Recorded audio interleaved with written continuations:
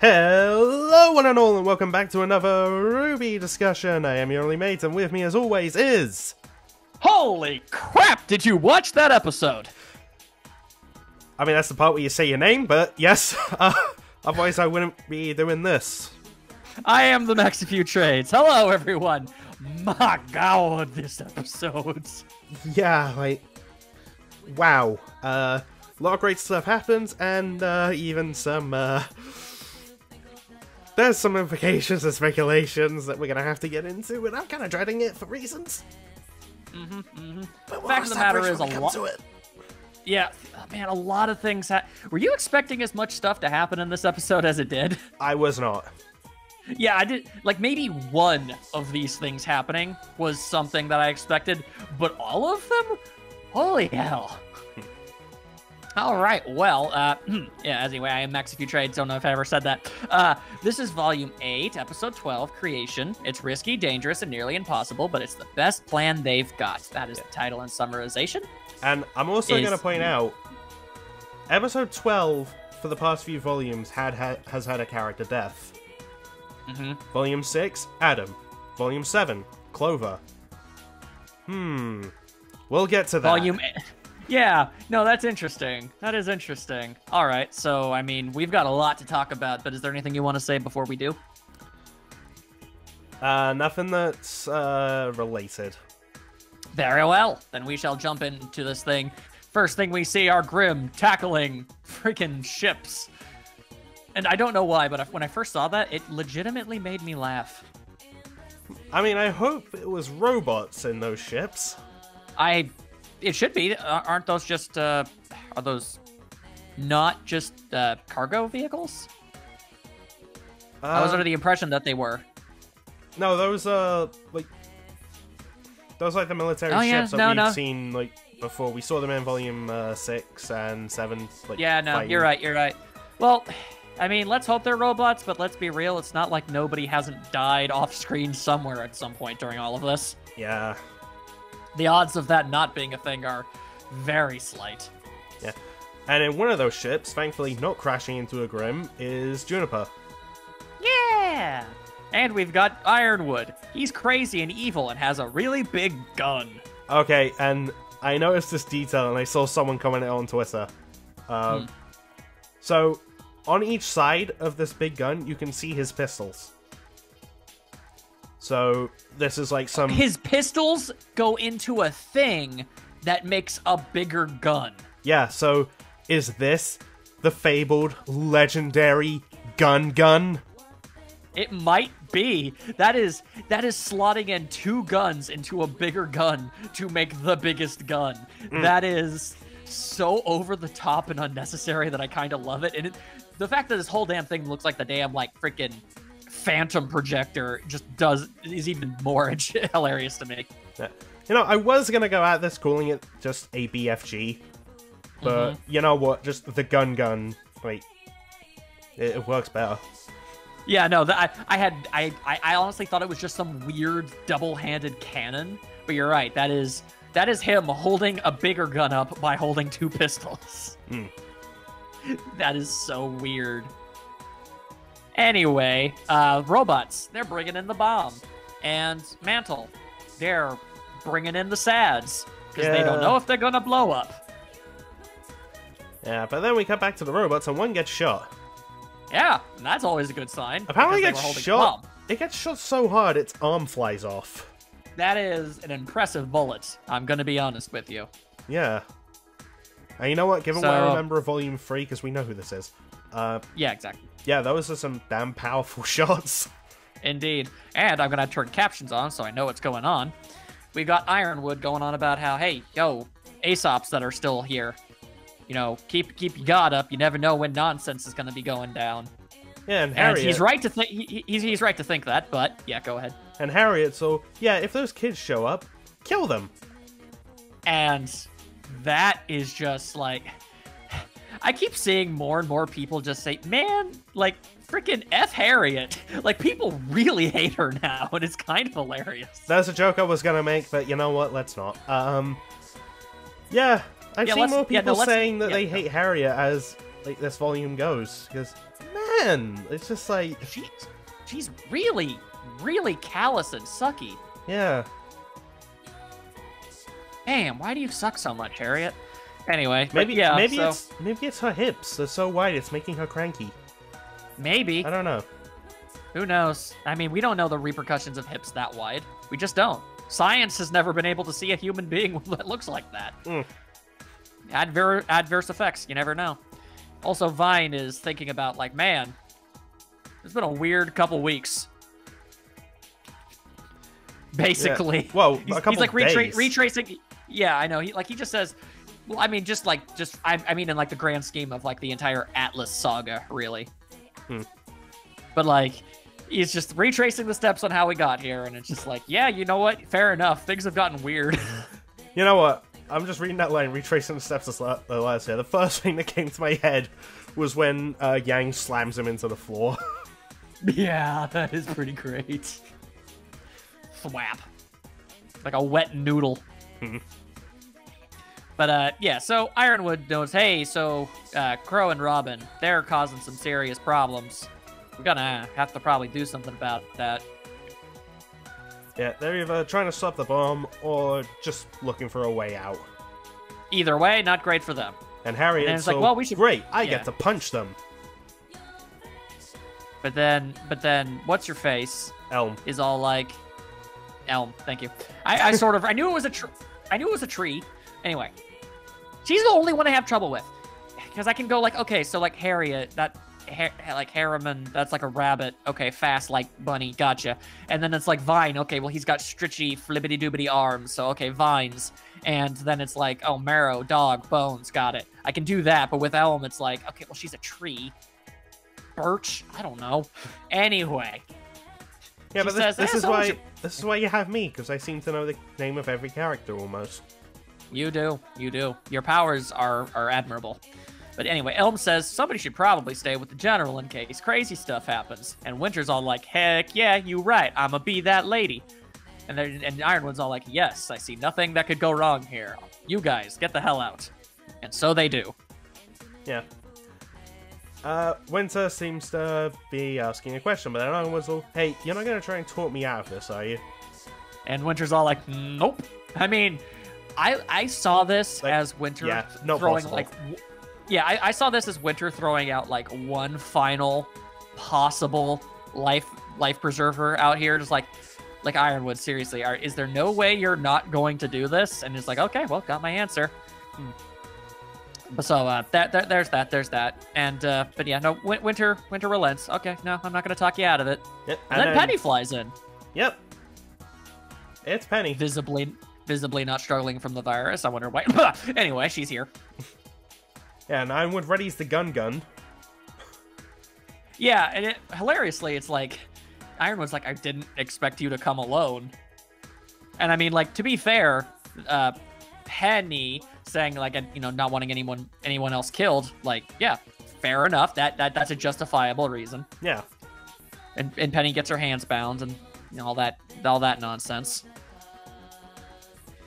But man, really handling that gun. But then he puts it down and he's all like, oh, thank goodness, everything is gonna be just fine. Yeah, you've done the right thing, Penny. And then Penny says in a distinctly different voice, I did. And then suddenly, 'twas not Penny, it was I, Emerald! The entire time, it was Emerald! And I gotta give credit where credit is due. Second episode in a row. Actually, technically, maybe even third episode in a row, Emerald has busted out a 100% phenomenal A+ line that actually makes me like her more. Same. So, like, she's doing a phenomenal job. Yeah. So, I mean, if she keeps this up, maybe, just maybe, I won't hate her, and that's admirable. And she also reveals Juniper behind her. And they were also all hidden. And we got Ironwood's oh crap face. It's a pretty great face. It's like, oh, dang. To be fair, though, he didn't have any conceivable way of expecting this. Like, at what point would you have expected, like, let's just assume even he knew about Emerald as a person. Let's just assume that he did. At the very minimum, you'd be like, that's one of Cinder's people, or Salem's people. At most. So it's like, what is she doing here? Too late, kick to the face. Yeah, well, backflip kick to the face. Backflip kick to the face, and then she catches the gun, as the captions say, intense rock music. I'm noticing, like, after effects for when she's just doing the backflip. Like, is that to imply she just did it that quick, or...? I think so. I think it's meant to imply speed and impact. So also, after that, she... I love the smirk that she has when she catches the gun before disappearing. Yeah, no, absolutely. And then she just immediately cloaks herself, which is good because, you know, she can't use her hands right now. Yeah. The rest of the Aesops jump in, and they see Crow and Robin fighting robots. Then we cut back to Jean freaking fighting with Ironwood. And it's basically all of Team Juniper. I mean, I don't know, Junaz, whatever. Point is, it's them, and they're fighting Ironwood. Also, what the hell is that move Ironwood does? What do you mean? When Ren grapples his legs and pulls him towards him. All right, hang on, I'm checking. Okay, he's got him by the leg. He's dragging him. I'm going at half speed. Right, okay, it's like he just sort of kicks his leg really hard, and it gets unbound. Huh. Yeah, no, he just kind of flicks his leg and gets it free somehow. I'm not entirely sure how that works. Yeah, and I was talking to some dudes last night, and they pointed out this is like, what, how many times that Ren has done the grapple maneuver and it hasn't worked? Yeah, no, he really needs to come up with a new move. Or start lifting weights. Because he's having a hard time pulling stuff in. Yeah. Maybe train like with Blake. Yeah, I know. Apparently she just... You thought I was going to say something else, didn't you? Yes, I did. I appreciate the diversity there. But then, Nora is somehow learning how to fly in the air with some sort of strange electro symbol. What's all that about? Oh, wait, no, everything is cool because Winter is on the good guy side now. Also, like, I saw someone point this out, and it's sadly true. What's that? Nora's using her semblance right now. Her scars are not glowing. That's disgusting, a missed opportunity, and I'm going to hope that they take this criticism to heart and implement it in future seasons. I mean, look, it would have been cool, but that's not how scars work. No, it's not. It was unrealistic. Yeah. But still, we dared to dream. And then hammer to the face. Hammer to the face. Man, that had to hurt. Yeah, you'd think. And, you know, I really started looking at just how, you know, how strong the aura was. And, like, that's got to have been a really powerful hit from Nora. I feel like that had to have probably drained the aura, like a lot from that one. Yeah, and Nora, we know, like, in base, at least, is, like, even with Yang. Yeah, so that had to have... And Yang isn't the one swinging around a gigantic metal hammer. But, yeah, so the Aesops are like, let's go murder some Crow and Robin. And then Marrow's all like, nah, nerds, stay. And Marrow is now full-time good guy. I mean, he was before, but he's actually doing something about it now. And so that's good. You know what? I kind of want to call out commenters for a little something. What's that? So, I've seen some people say, oh, this is confirmed. Marrow can use his semblance on multiple people. Yeah, not when he did it in the last volume.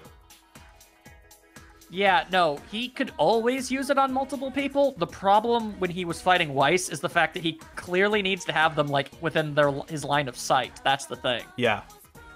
So, when he turns around, yeah, whatever he's affecting stops being affected. That's how Weiss was able to beat him, because she and her knight were on opposite ends of the room, and he couldn't... unless he learns to go cross-eyed, wasn't going to be able to do that.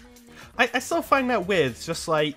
We see him do it, and then people keep questioning, oh, he can only use it on one person at a time. Just like, did you not watch this previous episode? Clearly not. You know, in retrospect, I guess maybe Marrow wasn't aware of the fact that maybe Ironwood was just going to straight up murder him. But straight up, what he should have done was, like, go a few steps back, say, stay, and, like, stare at the entire group of people as he slowly backed out of the room. Oh, dude, what if that made the bullet stop? It might. Do we have anything that disproves that that's a thing? I'm just saying, that would have been freaking cool. Yeah, it really would have been. But I mean, that anyway, or he pulls a Hayachi and catches it in his teeth. Either way. Just like a dog. I don't see Meryl being badass enough to be able to do that, but, still. Mm. And also, I want to point out, captions say intense rock music continues.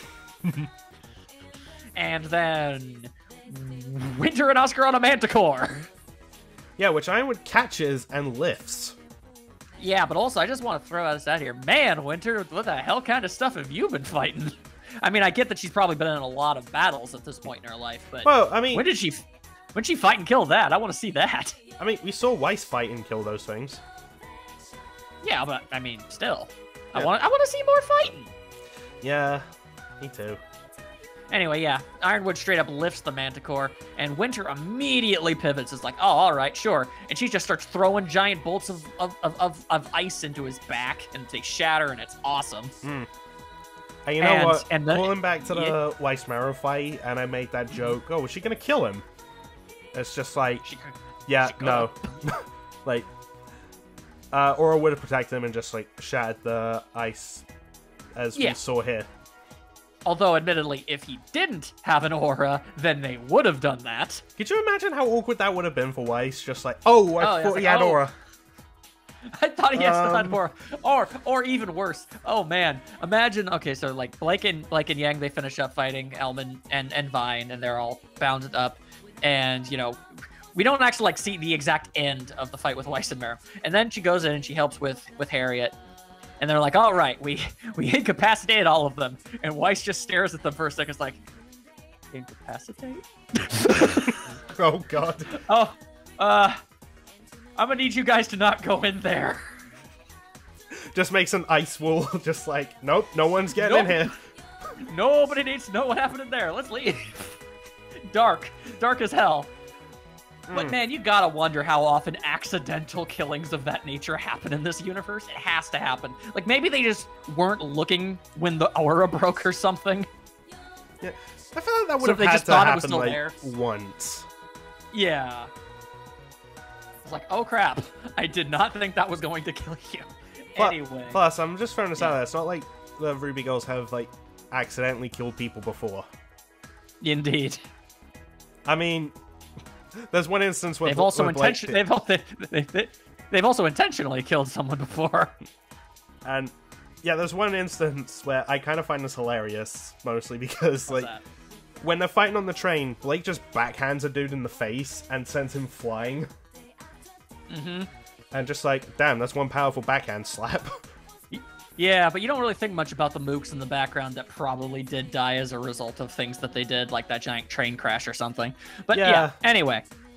Also, you're not supposed to think about it. Also, just like, damn, Sun has one durable face. I know, right? Whoa. But, so, man, I freaking really enjoy seeing Winter fight. And this isn't going to surprise people. Because, this isn't, I'll say it. It's obvious, but I'll say it. I like seeing Winter fight because it shows what Weiss could conceivably also be able to do for her team. And I want to bring this back around very quickly. I know this isn't a Weiss-centered episode, but it fits because it's Winter right now, okay? Yeah. I feel as if characters like Winter and Weiss work best when they have a team with them. I feel like they do good damage on their own, but I feel like their skills and abilities can really help amplify and push their teammates to the next level. And you want to know what really made me realize that that was probably what the point for them was? This fight? No.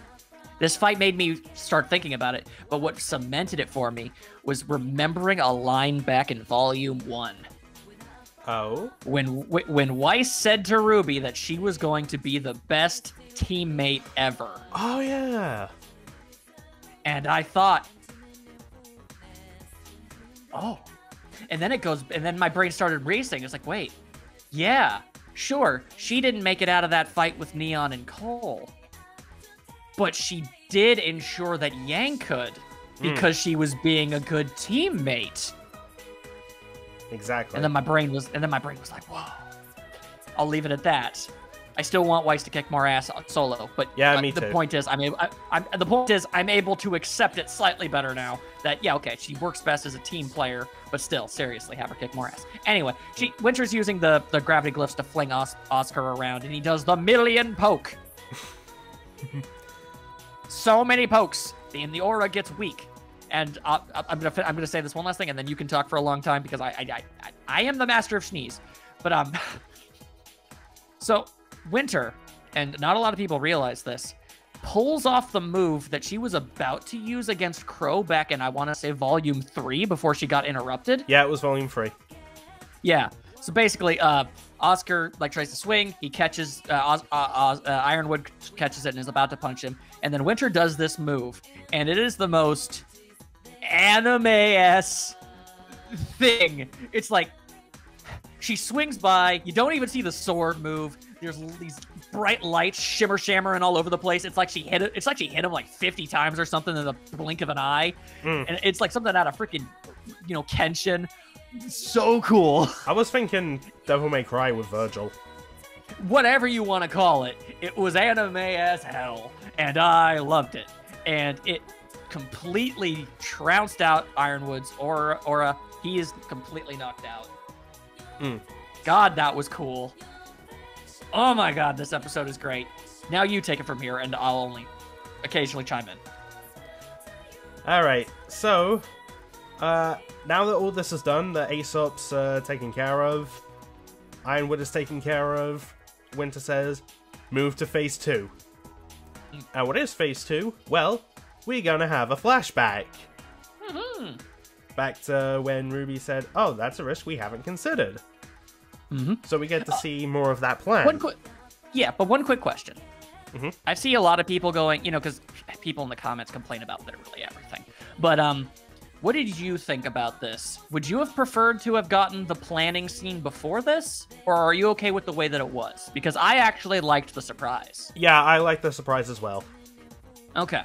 That's what I kind of figured, but I still thought I would check. Oh, yeah. Go ahead. And also, just look, when you have, characters plan out something, and then it goes off flawlessly, it's just okay. But when you see it, go off flawlessly first, and then the planning, so you get more context, I think that's way cooler. And man, one last thing I want to say, this is completely arbitrary.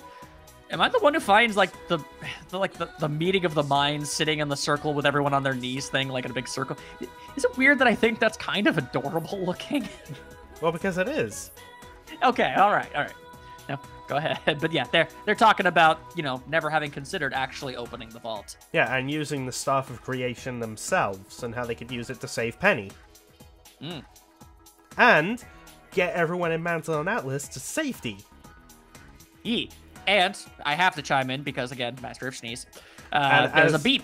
And as you do that, I chime in as the Master of Belladonna's, I guess. Yeah.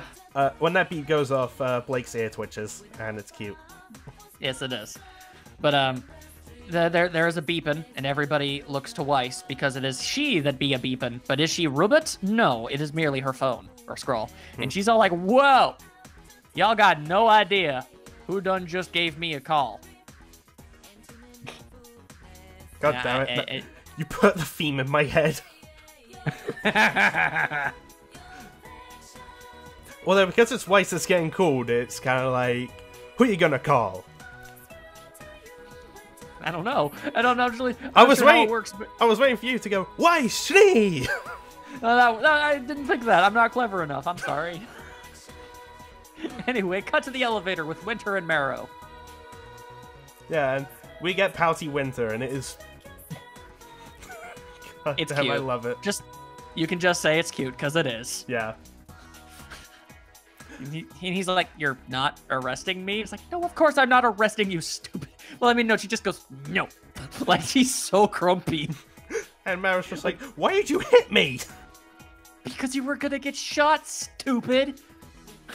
It's a really good point. It's like, I had to do something, and he's just all disgruntled about it, and sees her poking at her scroll. And I could tell what she's doing because I can see Weiss's picture in there. But he's all like, "What you doing?" I like how they put in, the little lines of, oh yeah, he be peeping. He be peeping. He be peeping. He be invading privacy. And Winter's just glaring the entire time. And he's like, so what are you doing? And Winter's like, I'm doing what I should have always done. And I'm calling Weiss. We need help. And bada bing, bada boom, wouldn't you know it, Crow and Robin are on the other end of that elevator like we thought. And that's a real blessing because, man, those two are helpful in a fight. Yeah, and now we come back to the main group. Just talking about how they're going to get at the vault. Yeah, and Weiss is taking charge. That makes me happy. Yo, this is such a freaking power move. Is this, like... Okay, what you're feeling right here, not far off what I feel whenever I go back to Volume 5 and Blake makes that speech in front of her burnt-down house. Yeah, I mean, I feel like maybe Blake's was still more powerful than this, but it's still really cool to just... Weiss is here, and she's talking, and she's like, here are the facts, here's what we're working with, what are we going to do with it? John is still occasionally, like, amping up Penny during this whole time to make sure the virus is in check. But, yeah, Weiss is saying, like, all right, so we've really only got, like, really one chance at this. If we mess anything up, Mantle blows up. Yep. And Ozpin has some... Or Oscar, actually. It says some stuff about the Staff of Creation. You know, I know you don't watch Achievement Hunter, but... you know in... well, you might... You know in GTA 5, they've got those heists? Yeah. Okay, so before those were added, Achievement Hunter sort of did like their own, where like makes sense. They just like made up some stupid thing they were gonna do as a heist. Like, oh, they're just gonna rob this convenience store and do this like big elaborate plan. Right. Okay. Just like in front of a whiteboard, and they've got this music playing. That's all that was missing from this scene. Yeah. No. This is very much planning a caper type situation, and it's really quite cool. But yeah, so you know, Oscar is relaying information about the Staff of Creation, and basically it can create anything, but like whenever it makes something, the previous thing that was made disappears, which is a very interesting limitation for something like that, I gotta say. Yeah. And this but I mean, you gotta put a nerf. You gotta put a nerf in there somewhere because it's a staff that can make literally anything you want. Like, yeah, okay. It's much like how you could only really ask Jin like 3 things for every century or so. Yeah, and it does get brought up. So once they use the stuff, then yeah, Atlas ain't gonna be held up for too long. Yeah, I mean, there's enough gravity dust to sort of keep it going for a little bit, but, once it's not going, we need a plan real fast. Yeah, otherwise that thing's gonna hit the ground and boom! So, I'm just throwing this out here. I know that's not how it's gonna work, but it would be funny if Salem's remains, like landed below where Atlas is, right? Oh, God. And she reforms. And then the whole damn city just falls on her. No, here's how you do it, and also make it a reference. Okay. So, Salem reforms, and says, well, buenos dias, cockbites. Guess who's back? Looks up, Atlas is falling. Oh, son of a bit. Boom. That would be funny. And thus she has been incapacitated yet again. And it works because, the Wicked Witch of the West had a house dropped on them, so, have a whole ass town. But you know what I mean. Anyway. So, everyone's coming up with some plans. John's like, well, we get everybody to, get their staff to teleport everybody off. And he's like, it's not a magic wand, it's a magic scepter. He doesn't say that. But, he does say it's not a magic wand, but it's so damn close, Oscar. Come on now. But it also brings up, oh, I haven't told you about him yet. Turns out there's a spirit in that there staff, which oh I my feel like God, was what a shock. Yeah, I feel like that was a pretty safe assumption. It's like, nah, only one of the relics has a being living in it. But yeah, no, there's somebody in there, and like Jin, they're weird. Yeah. But it's really actually kind of awesome because he lays out the fact that, all right, this is how this guy works. He can build you literally everything, but you need to explain to him how to do it. Yeah, and also have blueprints and some sort of reference for him to go off of.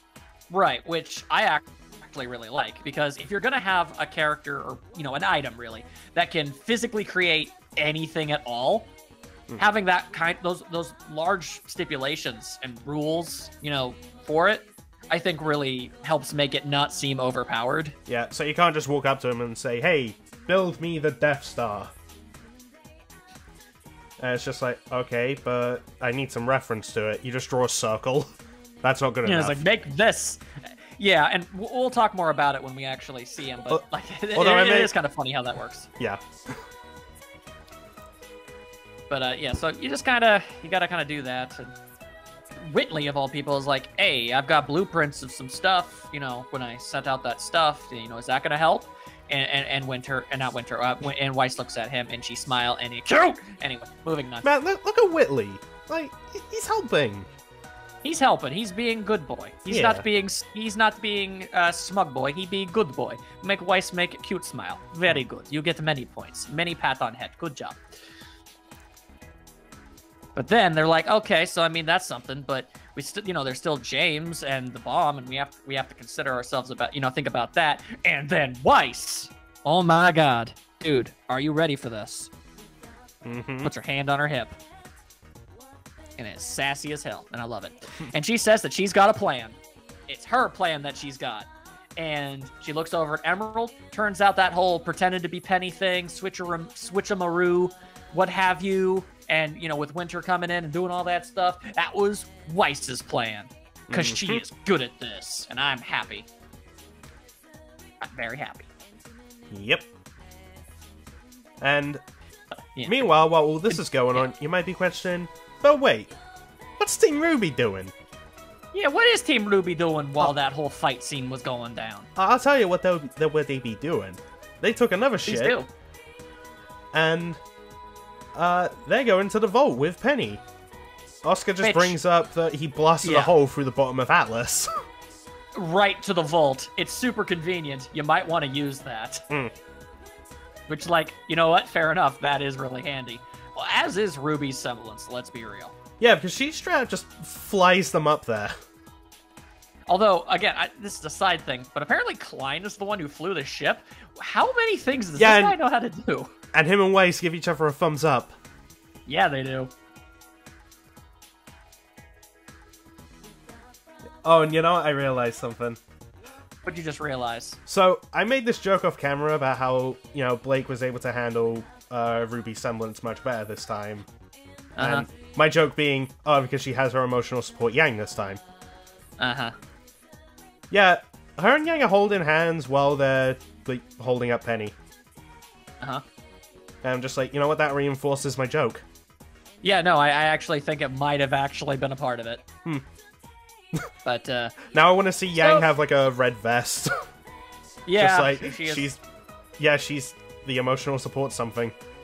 That lets her be on airplanes. Blake, you should take advantage of that. Implying that she's not allowed on them normally. You know what? I would buy that, honestly. I could, too. I could see her being a potential flight risk. Yeah, I don't know, get mad at an in-flight movie, now her head's on fire, and that's a problem. But anyway, I digress. They need to get into that. They need to get into that vault. Just casually throwing this out here that while, you know, Yang, Blake, and RWBY are supporting Penny into the whole opening the thing, we have Weiss actually watching their backs. That's some faith right there, and I appreciate it. Also, there air is yellow. Dust in that chamber, girl. When are you gonna use that? Moving on. Please. Penny opens it up. They tell her to, hang in there, and she opens it up. And right before she can self-terminate, RWBY scoops up the rest of her teammates. They fly in, and they grab that staff, and out pops a giant naked blue man.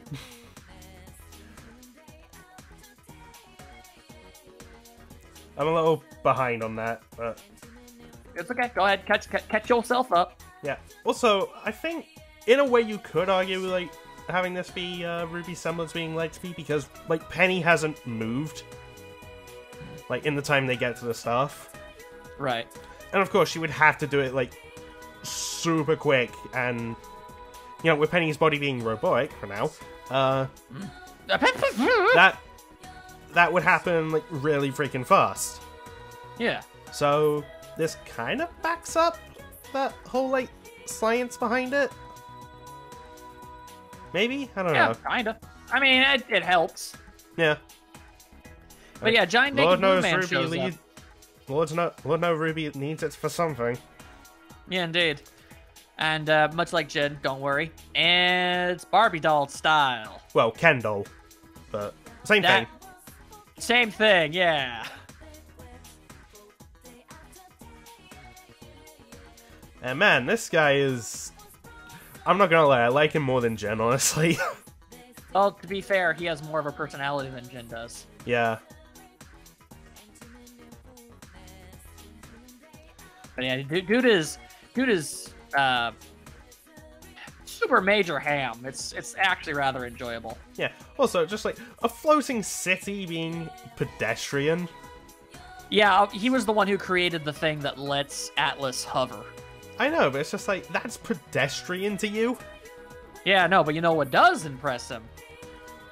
In fact, the RWBY's all like, all right, so we need you to help our friend, and it's like, well, I can't bring back dead people. Okay. As is according to the rules, which I like that reference. Yeah, first of all, I like that's established right away, because a lot of speculation for what the staff could do. People are speculating, oh, they're going to use it to bring someone back from the dead. I never thought that, but okay. Yeah, like a common thing was, oh, they could use it to bring back Pura, or maybe Neo gets a hold of it and she uses it to bring back Roman. Yeah, no, I never at any point thought that was a thing. Yeah, but now it's just like, nope, that could never happen. Oh, yeah. Yeah, but RWBY adds that, yeah, Penny isn't exactly your typical girl, and that gets him really curious. And he goes over and he like looks over and he's all like, whoa, hang on a second. You ain't talking for nothing. This girl is indeed something rather fancy. Yeah, I want to meet Pietro. Yeah. I want to see that interaction now. Well, we also need to establish, like, is Pietro okay? Yeah, we still don't actually know. Yeah, and I assume. Yeah, I'm gonna get back to this, but this guy mentions that something's eating away at Penny. Yeah. We know, but yeah. Yeah, and just being all... Okay, so I'm guessing you have some kind of clever plan to save her, but just know, I'll give you exactly what you asked for, so don't complain. Which, admittedly, respect where it's due. That's not something a lot of all-powerful beings really typically do. It's like the most common genie trope ever is, you know, the literal wish thing, and they're never upfront about that. But with this dude, whose name I cannot pronounce, I'm just throwing that out there. Yeah, I forget how to pronounce it sometimes. We'll get used to it eventually. Yeah, I'm sure it'll get brought up again at some point. But the point is, he's just very upfront about it. He's like, all right, I'll do this, but unless if Oscar hadn't told him ahead of time, he admittedly does say that, like, I need very specific instructions. If you ask me to wing it, you can't complain what I give you. And wouldn't you know it, I love that. It's like, well, we've got her schematics. And his does face. That help? I know. I absolutely love it. And he gets so excited too. I know, he's very into it. So RWBY's plan is, because again, anything that he creates will end up like dissolving whenever he makes the next thing. As we'll see later. So the plan is to create an exact duplicate of Penny using her exact same robot parts. And I like the line, well, that was curiously worded.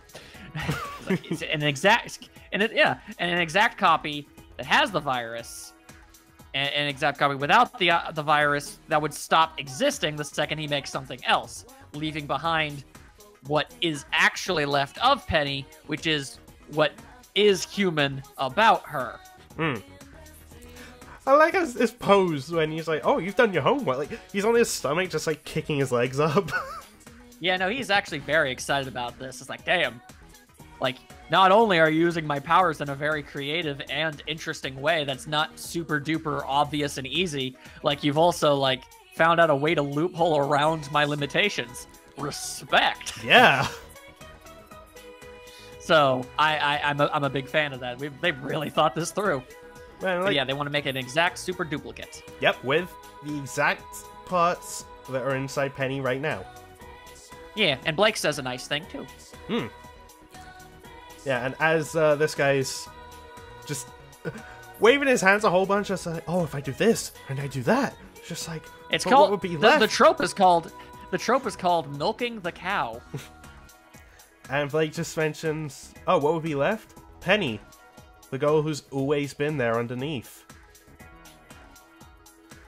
So there you go. And Ruby mentions that this guy can't destroy. So, in order for Penny to still exist, he also has to make a body where Penny can live, but it's also not what they're asking for. Right, it's like a residual effect of the creation, rather than the actual creation itself. Yeah, and it's moments like this where I'm just like, man, these girls are freaking smart. Yeah, no, absolutely. Even with, Ozpin's help, like, I'm pretty sure, like, a good chunk of this was their idea. Yeah. But I like that, because but then again, at the same time, it's important to note, he goes over to them and it's like, this is all really exciting, but also incredibly, risky, and I don't actually know what's going to happen when I do this. But, to be fair, it's like, well, it's either... Yeah, Weiss herself's like, we don't have any other options. So it was either basically at least try this or definitely let Penny die. So if there's even the smallest chance of this being a thing that works, then obviously go for it. It's not like it can hurt anything. And so he starts using his blue fairy magic. And, I mean, I'll be real. I always was aware of the fact that Penny was, her thing was all about Pinocchio. But did you ever actually, at any point, while watching this show, think she would eventually become a real girl? I don't think I ever did, no. I really didn't even consider it as a slight possibility. Like, but by God, I always thought... they found a way. They found a way that makes sense. Yeah, I always thought that the maiden powers were just like, yeah, this is like the symbolism that, yeah, she's a real girl. No. He creates a duplicate, and Penny and her soul are now in a human, completely 100% human body. She's got feetses. And poses and all those other things. Oh, yeah. So, and I was saying this off screen, that this was essentially, and I kind of wish that they even went with it, because it's really clever that Weiss could have called this Operation Take a Penny, Leave a Penny. Because they took a penny, and they're leaving that virused-out body on the floor. Yeah, and now that it's done, time has started back up again. Time has started back up, and that's pretty swell. Aesop's still frozen. John is doing what he's known for, hacking. He's not hacking, he's just poking at a computer very timidly, not knowing what he's doing. Yeah, and just hoping it works, and... Yeah, doesn't really notice that he did what he was trying to do, and the live symbol in the corner. Yeah, it's pretty great. I like Ren just like casually throwing out, "You're live, everyone can see you." Right, and also, shout out to the fact that that is like, that's one of the kids that John definitely, I don't know, it was like a fist bump or something with earlier. Yeah. So that's pretty cool. And he tries to kind of get the message out, but the signal kind of falls apart. We don't actually get a specific answer as to what it is. It could be the fact that Atlas is plummeting, so the signal is down, or Watts could be involved. We don't really know. I thought it was because maybe Amity finally hit the ground. Yeah, that could also be a factor. Like, there are multiple reasons why it all could have completely stopped, but we're not given a definitive answer. But yeah, kingdom-wide communications are just down now. So nobody can contact anybody at this point. Yeah. I mean, let's be real. It is probably what's... Probably. And once again, I hate constantly stepping in, but I guess not for nothing. The Shnees are actually rather involved in this episode. Go figure. Yeah. So basically, we cut back to the jail. Winter is basically locking up or getting him out. I don't know. Ironwood. And Jock is there, and he's all like, "Is that true? Is this whole dang place about to smash into the ground?" And Winter's all like, "Yep." And she just, like, we're using the staff to get everybody to safety, and she just kind of leaves the room. And Jock is like, "You just leaving me behind?" And Winter says, "Oh, no, when the whole thing is happening, we'll come back for you." And Jock tries to thank her for that, but Winter's like, "Nah, save it. It was Weiss's idea." Hmm. And you might be wondering, well, why on earth would Weiss ever do that? Well, I'll tell you. She's good girl, people! Yeah, like, despite having the nickname Ice Queen, her and Winter aren't that cold. They really aren't. Especially after all the damn character development. You can't say it, okay? She's the damn heart of that team at this point. Mm. She is keeping this stuff together. And yeah, her dad is a major grade A scumbag who really probably should be left for dead considering all of the horrible things he's done over the course of his life. But that's just not how Weiss rolls. Mm. Well, and I mean, at the very least, I'm sure he'll still go to prison for what he did. Oh, you know what? Just don't die. Yes, go ahead. I'm gonna go back to this when we talk about what's coming up. But, all right, sure. Yeah. For now, we see the two pennies. And again, I said this to you, and I'm saying it again.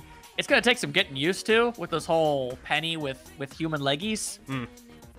It is, but we also just to briefly start talking about that. Penny's life is changed in so many ways right now. Yeah. Like, not just from the obvious stuff of, now she's gonna have to, like, eat and sleep and use the bathroom, which is a thing we talked about and how it could be either hilarious or gross depending on your interpretations of the events. I think it could be funny just how, like, experiencing natural body functions for the first time ever. Yeah. So, I mean, there's that. Obviously, that's important. And, she's a mortal, actual human girl now. Looking forward to, and I'm hoping the show deprives us of being able to see her meet Pietro this way. Because you just know that is something that's going to blow his mind, and it probably in all the best ways, I feel. I saw a comment that was just like, what if they meet each other and Penny's all, "Dad, look what I can do now," and just spits. What? That is funny. But with becoming a human, Penny has lost her primary combat style. And, like, this is gonna get a bit depressing, but not being a robot, this means if Penny dies again, that's it. Yeah, there are no takebacks anymore. Mm. So, yeah, like, there were some people that are like, oh, well, Penny's gonna die again, but Pietro's gonna, like, maybe do it one more time, and that would end up killing him in the process. Well, we're not going down that way, apparently. No, we're not. We're going down this way. Either way, Penny ain't getting no second chances. I mean, okay, third chances. This is technically your second chance. Yeah. But the point is, yeah, but she doesn't have... The way she fought was very dependent on the fact that, she was a robot with strings and magnets and swords and lasers and jet boosters in her feet that she just doesn't have anymore. As it stands, the only thing she can do in battle is use maiden powers. And while powerful, yeah, for now. But in battle, that's all she can do, and those are powerful, but she's also not trained in them at all at this point. Mm. Point is, she's not that useful in a fight right this moment. Yeah. She's gonna have to come up with if she's gonna keep fighting, she has to come up with a new style for it. And then as she's just, like, looking at her human hand, like, whoa, like, it worked. I'm a human now. Looks over and sees something genuinely horrifying. Like, seriously, put yourself in Penny's shoes, or lack of shoes, for a fraction of a moment, and imagine you just see the fidgeting, wildly flailing, monstrous, shambling corpse of your former self. Yeah, just slowly dying and just thinking, that was almost you. Yeah, no. And we can just say it now. technically, this episode did have a death. Oh, where I was going with this. This episode had a birth. It did. It had a death and a birth. No matter how you look at it, it had both. Yeah. Also, I saw this tweet by someone, and I want this to actually be the case. Can we make March 13th Penny's canon birthday? I see absolutely no reason why it can't be. Whatever her built date was, it needs to be that now. But, so Penny sees that and is obviously freaking out somewhat. But, so RWBY puts her hand on Penny's shoulder, and you can tell by looking at her face, she's all like, whoa. I can feel that. I feel that. And she immediately starts to smiles, and she gives the big ol' cuddles to the RWBY, and it is very cute. And while asking, do hugs always make you feel this warm inside? And look, I don't ship it, but have fun with that for whatever that's worth. Yeah, like, look, we might not ship nuts and bolts, but I'm not going to argue that this is adorable, and it's viable fuel. So run off of that as much as you want. But yeah, so RWBY says, yes, hugs do make you feel that way. And she gives the most awe-inspired, wow. And she's just like... She's all like, she wants more. And she hug Weiss. And you know what? I'm reminded of this because I've been rewatching Futurama on Disney+.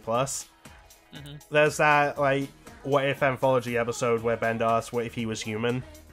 Right. And Bender has all of these same reactions, just like eating food, drinking alcohol, and smoking. Well, as a human, not a robot this time. Yeah, but now it's bad for me. Yeah. And just like, whoa, this is amazing. Just like, yeah, that's Penny, but yeah, Penny just don't have the same result, for the love of God. Indeed, don't worry. I don't think she's going to turn into a giant flabby demon. But, that dies immediately. Yeah, but the thing is, Penny is now... I mean, she was already a huggy kind of girl, but now she is, like, supreme cuddle bug. And as Yang walks into frame, Penny actually, like, turns her head and has, like, this anime gleam in her eye. Just like, another person to hug. Another person for hugs. And I just realized, she's lifting Yang off the ground. So I guess she's still got a little bit of strength in that body of hers now, so that's good. Yeah, and we're also ignoring where she's putting her face. Yang is happy about this. Yeah, and then after she hugged the Yang, she hugs Blake, and Blake lifts Penny off the ground, so Blake, stronger, confirmed. No, that's not how that works. And also, Blake hugs back. Yeah, and she does hug her back. And it's so freaking adorable. Yeah. In Weiss's defense, she has hugged Penny in the past, and she was in the middle of talking, and she does, in fact, they need to prove that their theory works about the whole copy being the thing that disappears and all that before we really celebrate any of this. But, yeah, no, it is supremely adorable, and, I mean, I'm sure you're looking at the picture that you put together for this. It is... the ever elusive and absurdly amazing Omni hug. That was actually surprisingly easy to put together. I'm only mildly jealous. How do you think I feel? I know. It was the fact she hugs back. I know. But okay, again, because I have a problem, I just want to point out that it's really cool that Weiss is all like, all right, let's find out if our theory actually worked out. And unnecessarily, completely unnecessarily, but for style points, she rapidly, like, freaking twirls the staff. And it's all like, da-ba-da-da-ba-da, whoosh, resummon. And it's awesome. I like how this guy is summoned and is like, alright, time to create... Oh, it's you again. Yeah. I was not expecting that. We're not done with you yet. I want Jin to do that someday. I know, right? Just get summoned for the third time and be like, alright, what knowledge should you... Oh, it's you guys again. What, seriously? You know, it's supposed to be spread out among multiple people, right? That was sort of the whole thing. And yeah, I'm just basing this off of what Team 4-Star do with Shenron. Yeah, no, I get you. But, Yang cuts out the crap and just says, hey, so can you make, like, some kind of massive pile of doors just to to get every single person in Atlas to Vacchio. And it's pretty funny. He's like, can you do that? And he's like, sure. I just need coordinates and specs for each door, an explanation for bending space and time to account for the much greater traffic on one side, and the single point of exit on the other. And you know what? It's like, and was like, okay, yeah, we kind of expected that. Yeah, I would not know what to do here. Yeah, I don't have the slightest actual idea. It sounded like complete gobbledygook to me. But my best odds would just be, I don't know, pull up a movie where someone does that and it's just like, here, do this. Like, do this, but like, here. But yes, he just said, all right, so, like, how about you just make a, to a vault? So, that has an interesting implication. Yeah, I like how his response to that is, wow, you kids are either really smart, or just really, really naive. Could be both. Reckless optimism. Hoya! But anyway, here are a bunch foolish. of schematics. Sorry, that was the word. Yeah, foolish. So, in other words, they are anime protagonists. They so very much are. And yes, for Ambrosia's, that's not his name, but for what it's worth, dude does it. He Doctor Stranges up himself a big old pile of portals and creates like a space rift with about a bajillion different doors, and they pop up over all of Atlas, admittedly freaking a lot of people out. Also, cameo from that one really tiny lady from the other volume in that big thing. What? Cordovan. It's her. Anyway, she's there, and that's pretty cool. But everyone's kind of freaked out by, whoa, that's really freaking weird. What's with all these doors? Happy Huntresses are like, I'm gonna stick my face through that, and they do. And it works out surprisingly well. Goddamn, you brought up Doctor Strange, now I'm seeing these portals get open, and I'm just picturing someone say, on your left. Yeah, exactly. You can't say that... Look, somebody on the art team was mildly inspired by how Doctor Strange did that. I mean... You can't say that they weren't. Benadryl Cabbage Patch looking dude. Anyway... They create a bajillion and a half different doors, and well, they've definitely got a way to get everybody into Vacchio. I want to see Vacchio's point of view. just one big portal opens up, and they're like, "What? What's this?" Everyone just like looks at it and go, "Wah!" Oh, watch. Better yet, watch. We're gonna get a scene in Vacchio. Sun's gonna poke his head through it. Oh, hell yes. Are you kidding me? Are you going to try and tell me that it didn't pop up in front of him? Anyway. But, yeah, you were quite thorough. And he was actually, Ambrose was actually kind of, like, disappointed by that. He was like, man, I didn't get to be creative at all. And Weiss is like, I didn't get to disappoint people. Yeah. It was like, all right, so we did it. It's all good. And then he says, hey, just throwing this warning out there. Well, don't fall off. First, before we get that, yes. The dead robot penny doesn't feel so good. Yeah, no, it fades away. So, theory was correct. Yeah. By the way, viewers watching, what was I supposed to do? Not reference it? Yeah, I know, right? But, yeah, they all go through the portal. Penny is still just kind of staring at her hands. And Weiss hands over the staff. But yeah, but Ambrose says, don't fall. And we got to point out that all these doors and bridges and stuff that he created, they don't have handrails. Yeah, I saw a fan comic about that by AG. It was just like, one last warning, do not fall. Now enjoy walking on all these super narrow pathways I made that don't have any kind of fence or handrails. Yeah. Well, to be fair, they didn't specify for them. True. So, anyway, I'm just going to throw this out here. The intro to this season has all the Team RWBY falling. Oh, you had to say it. Yeah, I'm sorry. Here's the thing, though. Okay. There are so many things in intros for volumes that never happened. True. No, you're absolutely true. That's like, right. Have we ever seen Weiss fight Emerald? No. Did Adam show up and fight Blake in Volume 4? No, he did not. Right. Did Crow get pulled into darkness with the apathy in Volume 6? No, he did not. No, yeah, no, you're right. I just want this to be something that we're both cognitive of. Yeah, I'm painfully aware, and also just remembering what Aaron said. Yeah, she still hasn't screamed yet. Although she also said she was recording for Volume 9, so... Well, I mean, okay. Worst case scenario, all of Team RWBY falls off one of those dang bridges and falls into the whatever the hell happens down there. They're gonna live. They're just gonna spend an entire volume in a hell dimension. Team bonding. I guess. Plus, it makes sense that they would, because we needed to... I mean, Volume 9 can't take place in Vacuo, because it's, you know, we're spending 3 seasons in every single kingdom. Oh, you know what? I think Kerry was asked about Vacuo, and he said Volume 9 would be in, like, quote, a detour. Although that could also just mean, well, they didn't specify where in Vacuo everyone would turn up. True. So maybe they're just going to be wandering the desert for ages.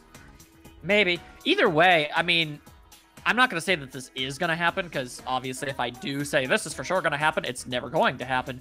But if something did happen that caused Team RWBY to, say, fall down this big pit or whatever, I wouldn't mind too much, because it would probably be a solid volume of just the 4 of them together. Like, what if they did like an entire volume where it was just those 4 characters? I'm just saying. I don't know. Yeah, a detour, and maybe people would like to just get on with it and everything, but like, you'd be able to resolve a lot of plot threads if you did that. True. And, you know, I'm just totally down for all of the characters bonding with each other and being super great best friends and fighting monsters together. You know how it'd be. Or, I don't know, maybe Jean falls down. I don't know, he's kind of clumsy. Yeah. Although... Cinder's in the crowd! Yeah, and what's her last name? Erickson?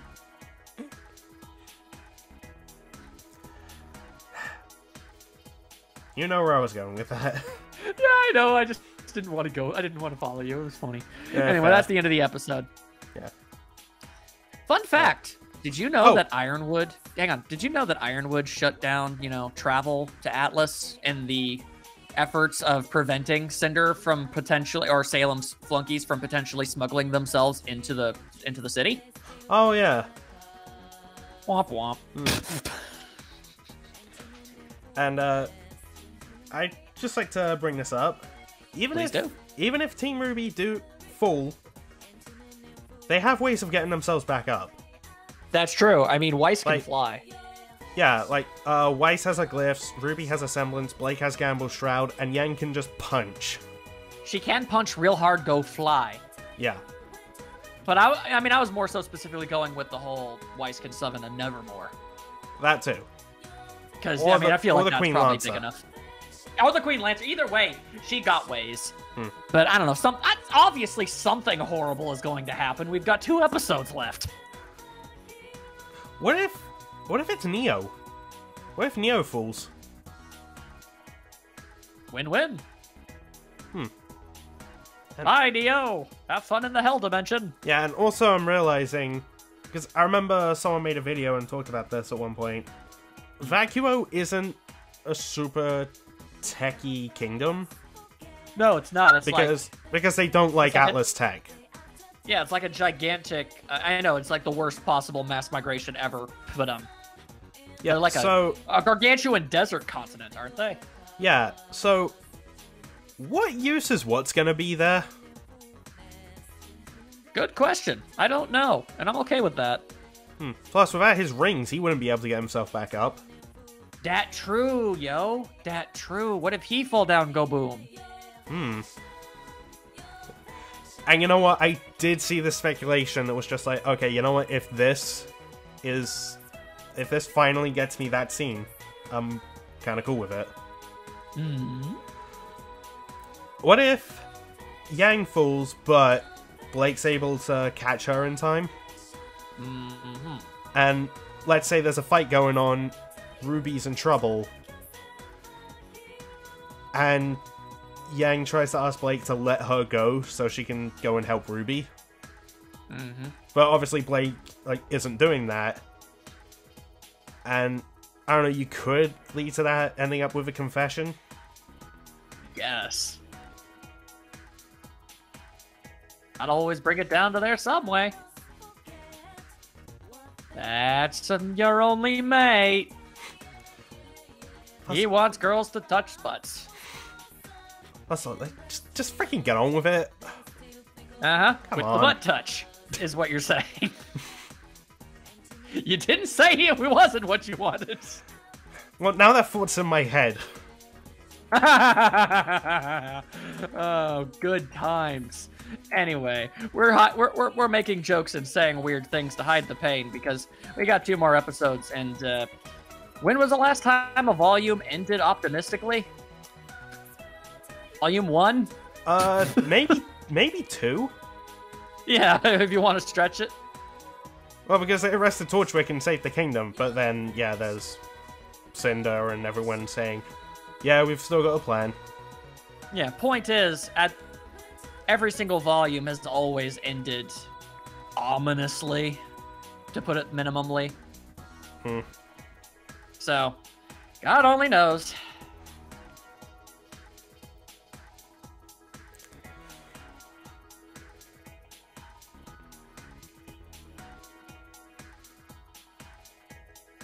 Awkward silence. This episode was... yeah, I know. This episode was really freaking good. Oh, yeah, it was. Oh, I need to point that out. Like, I love this show so dang much, and I've enjoyed every episode. But this was like, you can even vouch for this. Like, every day when an episode comes out, you know, you always see it earlier because you're very British. Time zones, and you're like, yeah, and you send me a message, and I can always tell by certain things about like the severity of like, oh, you know, hey, let me know when you've seen the episode, or dude, let me know when you've seen the new episode, or, you know, to things to varying effects. And when I do, I'll send a message back, and it's usually rather subdued. But all I did was you just like, dude, let me know when you've seen the new episode, and I just respond like 6 hours later after I watched it, just capital letters like caps lock. Ah! And then I respond at like 3 in the morning my time. Yeah. Because that's when I get up like for work, people. Yeah, oof. But this episode, man. Like, I don't know. Like, well, like I said at the beginning, like, maybe Ironwood being fought would happen in this episode. Maybe the thing with the staff would happen this episode, or the Vault, or something. But the fact of the matter is we got everything all at once. And I see some people going, why was that fight so short? But at the same time, like, they had to get a lot of stuff done in 18 minutes, okay? I understand. But it was a really cool short fight. So, I got no complaints. I like this episode. It was real good. RWBY, you real good. We didn't compliment the animation, but I assure you it was really good. Okay, you know what? Hang on. Let me retroactively say. You made Penny's dilapidated robo body really extra super duper creepy. Yeah, that was genuinely horrifying. Yeah, it was unnerving as all heck. So, good job. I guess it's... Good job. You've successfully unnerved me. Again. You do that a lot, guys. Maybe back off for a little bit. Maybe. And you want to know how you could do that? We're going to Vacchio. Know what you could do in Vacchio that'd make everybody happy with less sad involved? Beach episode. Just throwing that out there. And you know what? Before anybody looks at me all silly, it was your idea too. Yeah, I know. And okay, so and you know what? I'm going down and bringing you with me. And you know what? With the prospect of being in Vacuo, that next volume, that's another reason why I want Blake or Yang to just freaking get on with it already. Because, man, I actually hope there isn't, like, a whole lot of, like, Bees versus Black Sun scenes. Yeah, oh man, do you think they do that? I saw some speculation, like, what if Blake and Yang get together, but then break up, just so that, like, Blake and Sun could be a thing? That's not gonna happen. I would be genuinely angry if it did. No! Because after absolutely. all this, like, development and tease, But no, that would be legitimately horrible writing. No, Yeah. No, you don't. Legitimate. You don't have to worry about that. I don't care what anybody says about the writing of this show. They would never do that. That would be a legitimate slap in the face. I still don't give a damn about Bumblebee, but holy hell, that would be evil. No.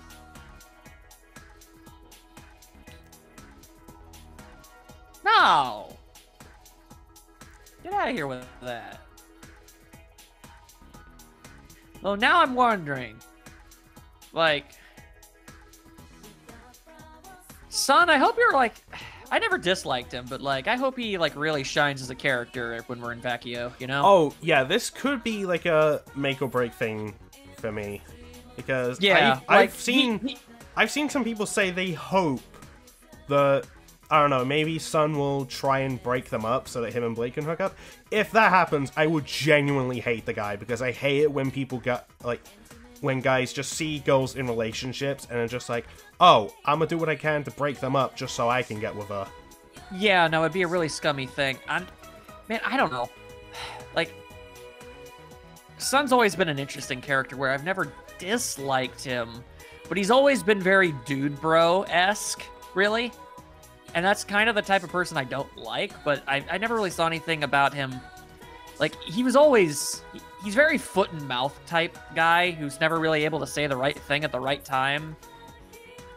But I never got the impression he was a bad guy in any stretch, just flawed like most people are. And I hope that when we do get to Vacchio, and at this point, it's very clear, like even for someone like me, it's very clear that all of the board pieces are lining up to Bumblebee. It's just going to happen now. And I want to think that he would be cool with it. And that he would be more interested in just making sure Blake is happy. Yeah, like, that's what I want to... And, you know, maybe there will be a scene where he is admittedly a bit hurt by it. I can see him being hurt or disappointed by it, sure, but... But then coming to the conclusion, look, she's happy, so that's enough. Like, right. It's enough just to know she's happy. Make him the anti-Adam. Why not that? Yeah. Have him be like, oh, like all of the pieces are falling to make it be like something like Adam, but he's the exact opposite because he's just not an asshole. How about that? I'm down for that. Let's do that. That's what I'm saying. Doesn't really have much to do with anything, but point is, it's a thing that I've decided to say. Although now I'm thinking about Ilya. Could you imagine her reaction? Just like, oh, now you're into girls.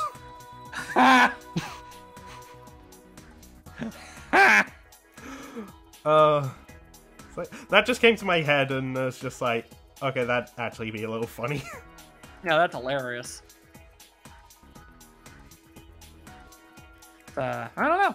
Who knows? We might see Ilya again one day. Who knows? I hope so. She is lizard. But she does not have lizard tongue. Well, she's like Komodo, she's a chameleon. Like a Komodo dragon. If she was a chameleon, she'd have like a big old, you know, kind of tongue. Yeah, but she's got the skin. The skin. I know, she's got chameleon skin. I know. The tongue would be weird. It'd be like that one dude that Leela dates in Futurama in the episode where she meets Zap Brannigan. Ugh. Yeah, lizard tongue. I remember. It is a disturbing thing. I know, but I'm just saying. Because that's always been a thing with, like, Faunus characters and fan interpretations of Faunus characters, is always having them act more and have more things involved with that animal than they actually are. When in the end, when you really get right down to it, Faunus are literally just humans with one random animal part kind of stapled onto them. Yeah, like, you know how much fan art I've seen of people drawing Blake with a cat tail as well as her ears, when it's just like, we would have seen the tail by now, she clearly doesn't have one. To be fair, a good chunk of that did show up before we had hard confirmation that it was impossible for her to have one. No, that's still of it being made. I know there still is. I'm just admittedly, saying, up yeah, to a point. Admittedly, yeah, a lot of it is cute, and you know what, if you just think that's cute, that's fine. I mean, look, I've seen all of the RWBY girls as cat girls. So, I mean, like, whatever.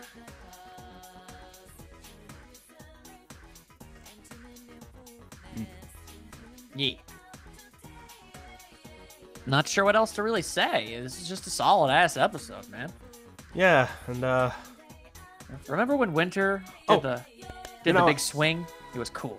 You know what, I was going to bring up some reasonings for why I believe certain characters aren't going to die. Okay. Because a lot of people speculate, oh, someone gonna die. As they do all the time.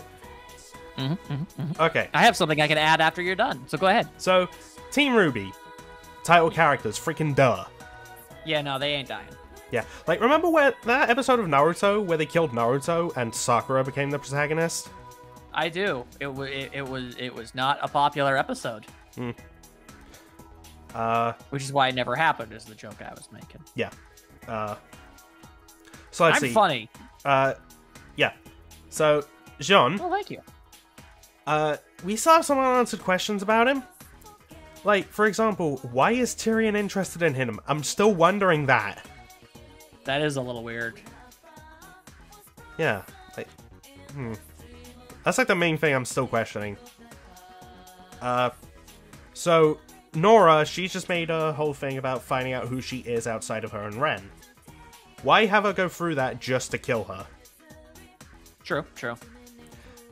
Ren, his semblance just evolved, so why have him go through that just to kill him? And yeah, it's like big cliche to have like a love confession and promise that they'll become a couple later, and then one of them ends up dying. But here's the thing, people. I'm fairly certain Rooster Teeth know that's a cliche, and that's predictable as all hell. Heckin' yeah. They're not gonna do that. Heckin' yeah. Let's see. I mean, I doubt Oscar, because that would just mean, oh, Osborn reincarnates into another person. Now we gotta find a new guy and train him up? Yeah. Oh, God. That's just tedious. Yeah, just no. Yeah, no, that ain't happening.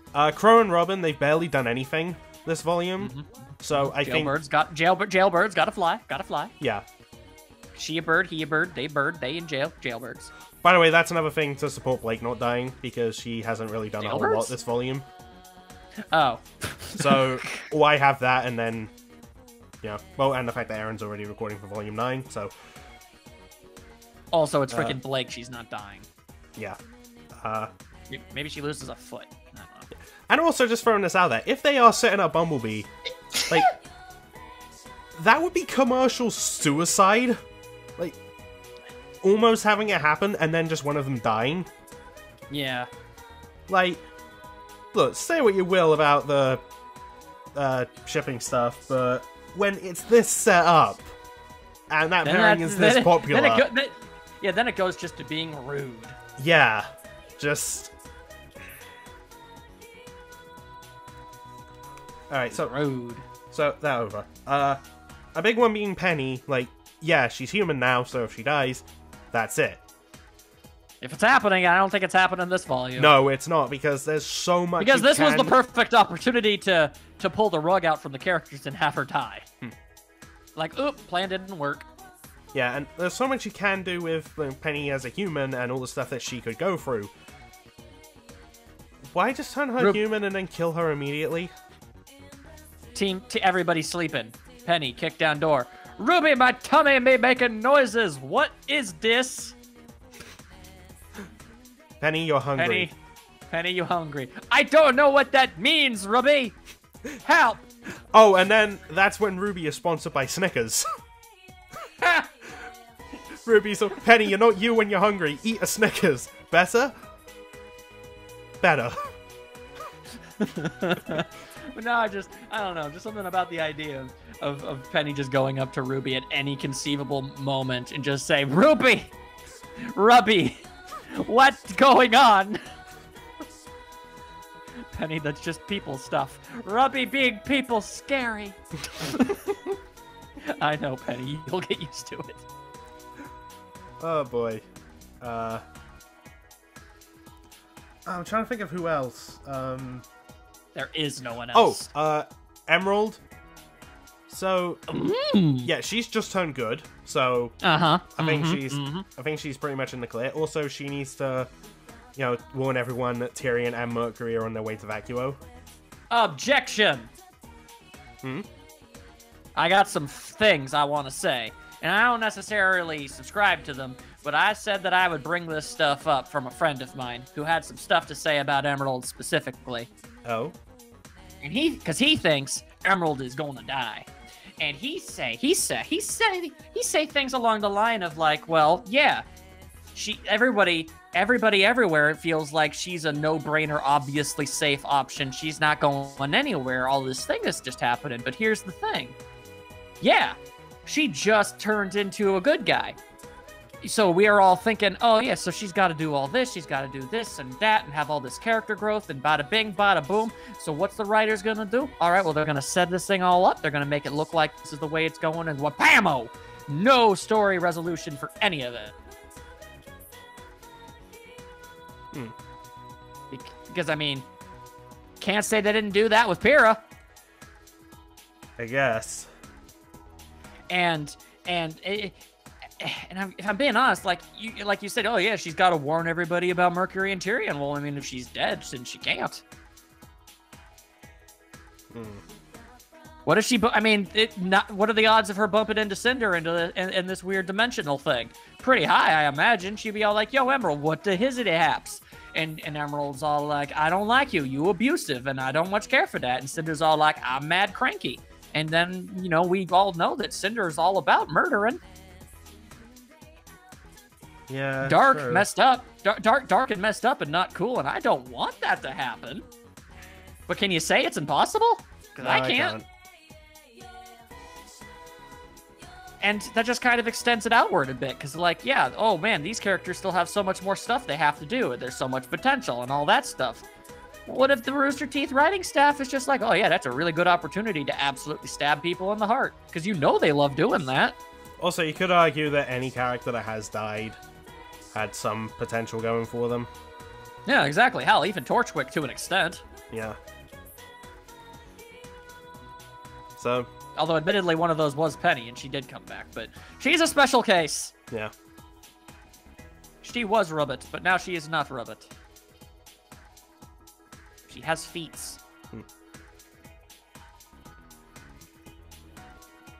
But, I mean, I just felt like I do need to point that out. Not to be like, a bummer about it or anything. I'm just trying to be realistic and tempering ourselves. I want us to both be emotionally prepared for literally anything at this point. Because we don't know what's going to happen. And it could be something really mad depressing that we never would have expected. So if we expect everything, then we won't be as hurt as bad. True.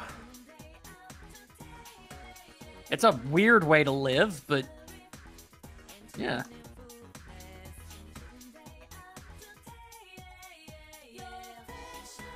Man, I really want to know what's going to happen in that dimensional hole thingy. Me too. So imagine everybody's going to be going through it, but like, is Cinder going to make an immediate move? I mean, something bad has to happen in there. There's too much potential for bad shenanigans, And I doubt they're all just going to casually, all right, everybody, let's head to Vacuo. And the last 2 episodes of them just freaking chilling in Vacuo. Like, hey, who's that guy? Oh, that's Nolan. Who the hell is Nolan? Well, read the book. Credits roll. I mean, so something's gonna have to happen. Yeah, and I brought this up about how mixing Atlesians and Vacuans, if that is how they're pronounced, it's a safe enough bet. So, okay, spoiler alert for the books. Yeah. But those who survive the fall of Beacon have this like support group going on at Shade Academy,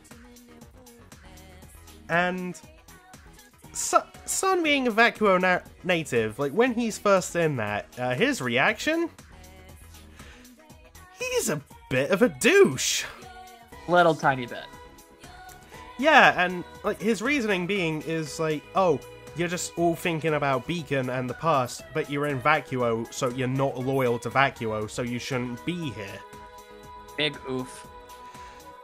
Yeah, and you hang on, just to not harp on Sun. You did say he got better over the course of the book, and that's good. But if that's the way that the typical Vakian thinks about the situation, then imagine an entire city. Yeah, like, and there'll be all those people from Atlas, like, oh my god, my home is destroyed, like, and Vacuo people just being like, so you're in Vacuo now? Are you loyal to Vacuo? Like that sort of thing. And then Salem flies in with her new super duper pooper scooper improved super whale. And then what? Now you're in trouble, Vacuo. What do you got? Sand? Good for you.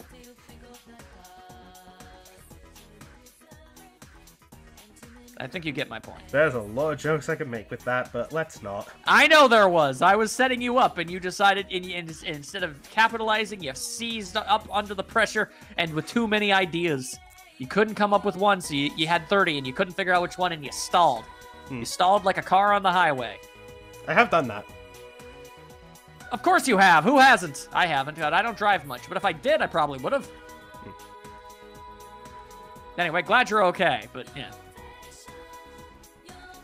There's a lot of implications, man. A lot of things could happen. A lot of theories could be had. And you know, if this episode has taught me anything, and you know, as opposed to any of the other episodes that taught me the same thing, it's like sometimes something you literally never expect is going to happen. Dude, as an Attack on Titan fan, I can say, yeah, that's the case. Sometimes severed heads are kissed. It happens. Not where I was going with that, but am I wrong though? No, you're not. And did that? You don't have to say names, but did that happen? And did you expect it? I didn't expect it, but yeah, it happened. Okay, see, that's what I'm trying to say. You never know what's gonna happen. Before you know it, maybe character becomes real girl with feet and legs. She also had hands. Yeah. She's very, very intrigued by them.